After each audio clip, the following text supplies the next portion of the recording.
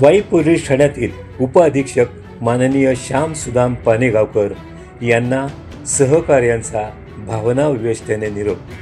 नमस्कार, मी श्री संजीव महामुनी, वाई महाबळेश्वर तालुका प्रतिनिधी. 3 महिन्यांच्या परिवेक्षाधीन कालावधीसाठी वाई पोलीस ठाण्यात रुजू झालेले पोलीस उपअधीक्षक श्री श्याम पानेगावकर यांचा गुरुवार दिनांक 28 फेब्रुवारी हा दिवस त्यांच्या निरोप समारंभाने गाजला.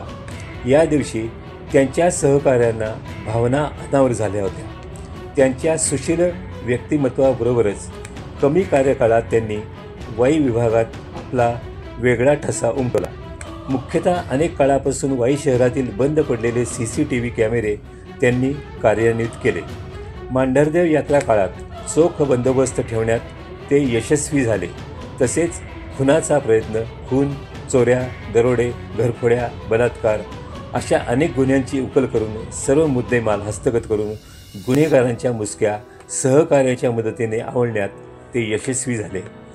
महिला व बालकांची प्रकरणेही संवेदनशीलपणे हाताळण्याचे कसब त्यांनी दाखवले. सातारा व पुणे या मुख्य तिकाटण्यावरील खाजगी जागेतील वर्षानुवर्षे रखडलेले अतिक्रमण कोर्टाच्या आदेशाने पोलीस फौजफाटा नेऊन काढायला गेले असता परिस्थितीचे गांभीर्य लक्षात घेऊन कोणताही अनुचित प्रकार घडू नये यासाठी अतिक्रमणधारकांना समन्वयाने मार्ग काढण्यासाठी मुदत देऊन पोलीस फौजफाटा व यंत्रसामुग्री हटवण्यात आली. वाई पोलीस ठाण्याची वार्षिक तपासणी माननीय पानेगावकर साहेबांनी माननीय पोलीस अधीक्षक सातारा समीर शेख यांचे मार्फत त्यांच्या कार्यकाळात करून घेतली. आता पुढील परिवेक्षाधीन कार्यकाळासाठी विभागीय कार्यालय सातारा येथे ते रुजू होणार आहेत. अशा या सहकारी पोलीस अधिकाऱ्याला वाई पोलीस ठाणे येथील सहकार्यांनी भावनाविशतेने निरोप व पुढील वाटचालीस शुभेच्छा दिल्या. आमच्या युवा प्रारंभ न्यूज चॅनेलतर्फेही पानेगावकर साहेबांना पुढील वाटचालीसाठी हार्दिक शुभेच्छा. पानेगावकर साहेबांना एक विनंती आहे की त्यांना जेव्हा पूर्ण वेळ असं उपविभागीय अधिकारी म्हणून प्रमोशन येईल तेव्हा जे अप्पर अधिकारी असतील आणि ते साताराला असतील, परंतु त्यांना जर संधी मिळाली तर त्यांनी आपल्या वाई भागामध्ये यावं अशी मी त्यांना विनंती करतो.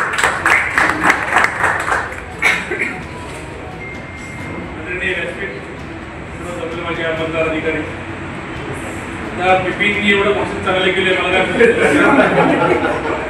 काय चुकून त्यामध्ये आल्या त्यामुळे काय मला गेले 3 महिने साहेबांना चार्ज आहे. मी पण इथं काय उपस्थित आहे. मी त्यामुळे त्यांचा अनुभव माझा अनुभव दोन्हीचे प्रत्येक त्याच्या जीवनात बसून 3 महिन्यात म्हणजे ज्यावेळेस असेल त्याच्याकडे बसून ते एकमेकांचे प्रॉब्लेम सॉल्व्ह होतात. काही आले तर तक्रार आम्ही दोघं समजून सांगतो. माझ्या त्यामुळे काय तक्रार आले त्यांची काय अडचण आहे ते सांगायचं. ते दोन्ही प्रॉब्लेम करून सॉल्व्ह काय करण्याचा प्रयत्न करतो. माझ्या आता सेकंड अधिकारी माझे आहे. त्यापूर्वी माझ्या काळामध्ये नाईक साहेब होते. नाईक साहेब होते माझ्याकडे. त्यांनी पूर्ण माझ्याकडे 3 महिने असं त्यांच्याकडे असं मला अनुभव चांगला असताना हा सेकंड अनुभव आहे. म्हणजे मला एवढं हे वाटतंय की माझ्या जवळपास सांगितलं असतं 2 अधिकारी मला चांगले मला मिळाले. म्हणजे माझ्या दुसरी तयार झाली की माझा अनुभव मला मिळाला असं मला वाटतं. आणि त्या नाईक साहेब होते तर तुम्हाला गुरु मानत होते. तुमचं माझे गुरु जर तुमचे एवढं तयार होतं. दुसरी गोष्ट की आज या ठिकाणी 3 महिने चांगला काळजी पार पाडणार कालावधी पण त्यांचे बरेचसे उलाढाली झाले. माझ्या काळात झाले सगळे काळात झाले.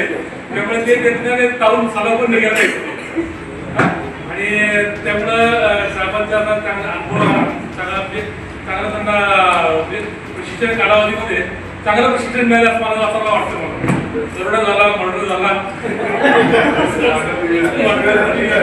सगळं झालं. आता फक्त एक पगाडी राहिली त्यामुळं साहेबांना एकदम अतिशय उत्तम अनुभव आहे.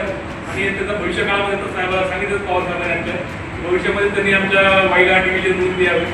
भविष्यात ॲडिशनल पण सातारा कारण येणार आणखी जातो तो परत येण्याच्या तयारीत असतो इथे.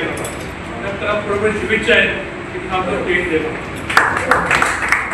कर्माची जोड फलप्रवृत्तीची नक्कीच मोडेल खोड. सद्भावनेची साथ आम्हा हवी, बंधुभावनेची गुढी उभारू नवी, इतिहासाच्या पानात वाईकरांची नोंद व्हावी आणि आदर्शाची दिशा वाईकडून देशाने घ्यावी. आपल्या कार्यकाळात वाईला शिस्त लावणारे आणि वाईकडून चांगल्या कामासाठी चांगल्या अपेक्षा करणारे आणि ज्या ठिकाणी काही विचित्र प्रसंग दिसेल त्या ठिकाणी अतिशय खंबीरतेने स्वतः उभारून कुणीही आपल्या वाकड्यात जाईल याची बिलकुल तमा न करणारे असे आपले कांडेगावकर साहेब. मी साहेबांना विनंती करतो, साहेब तुम्ही आपले बरोबर. मी एकदम न्यूट्रल होतो. चव्हाण साहेबांनी एवढे शेअर कुठून शिवून आले आणि माझी भावनिक पातळी त्यांनी एकदम बदल केली.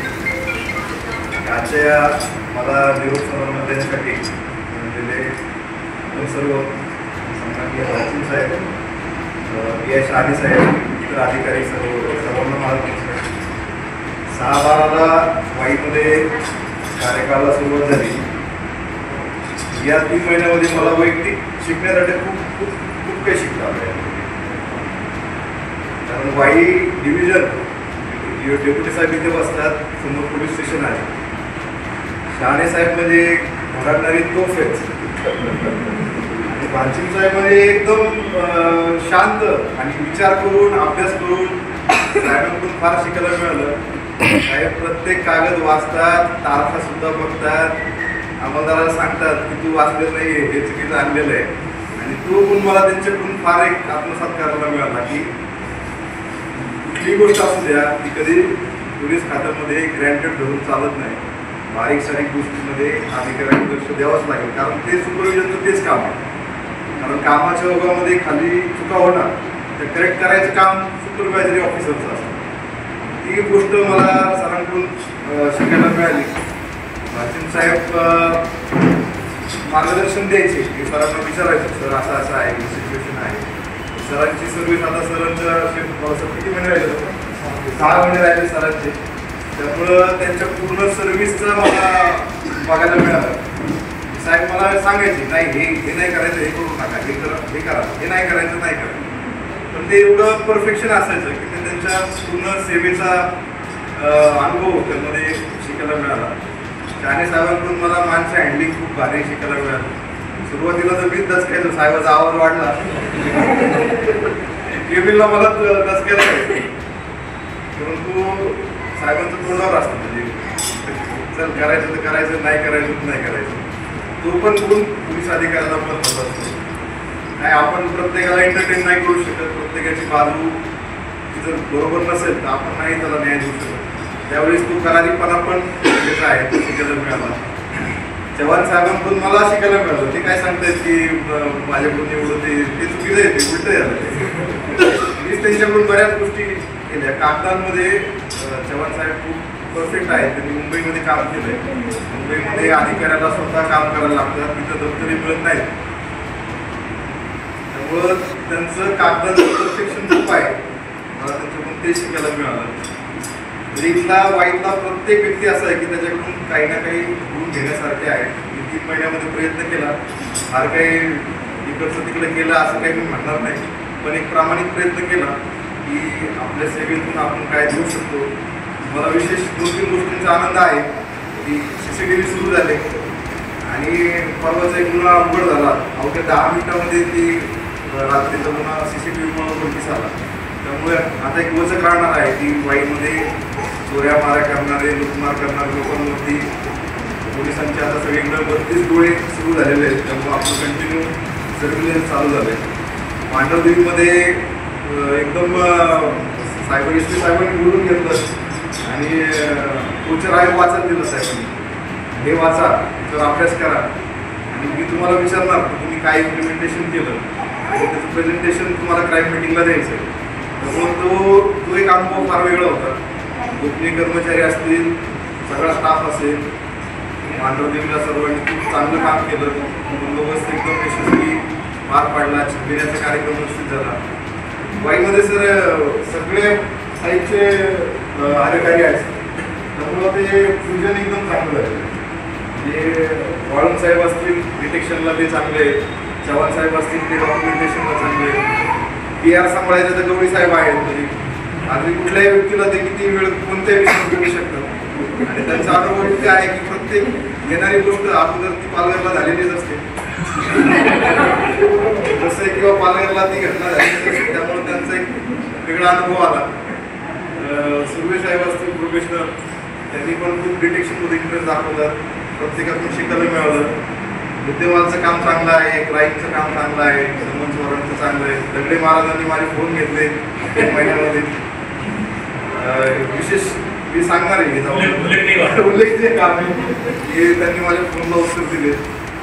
बाकी अंमलदारांनी किंवा गुन्हे निर्मितीमध्ये चांगलं कामकाज दाखवलं. वाईमधले चालक हे आपल्या जिल्ह्यातले सगळ्यात बेस्ट चालक आहे बरोबर, कारण ते स्वतःच्या गाडीपेक्षा जास्त पोलीस स्टेशनची गाडी जपतात, रोज स्वच्छ ठेवतात, रोज हार घालतात आणि गाडीची ते लक्ष्मी म्हणून काळजी करतात. लोकप्रियची टीम चांगली आहे. बऱ्याचशा गोष्टी अशा आहेत की त्या प्रभारी अधिकाऱ्याला त्यांचं काम असतं सांगण्याचं आणि ते सांगत गेले मला. त्यामुळे मला अगोदरच कल्पना यायची की हे सर्व काय वाढून ठेवलेलं आहे, काय डील करायचं. कारण 3 महिने म्हणजे फार कमी पिरियड आहे, त्याच्यामध्ये पूर्ण आवाकायला हे शक्य होत नाही. अशा वेळी त्यांची मदत चांगली होती. त्यानंतर BSBचे पण गो दादा, त्यांनी पण खूप चांगलं काम केलं. म्हणजे त्यांचं काय येऊन फोटो काढून रिपोर्ट केलं तरी चालतं, काही हे नाही, पण ते स्वतः मांढरदेवीमध्ये शेती घेऊन त्यांनी काम केलं भावी काढायला. मला फार छान वाटलं. कर रहे हैं आज आपको विदा, कर रहे हैं आज आपको विदा, पर दिल में आपका ही नाम है. यानंतर मी भालसिंग साहेबांना विनंती करतो की त्यांनी आपलं मनोगत या ठिकाणी व्यक्त करावं.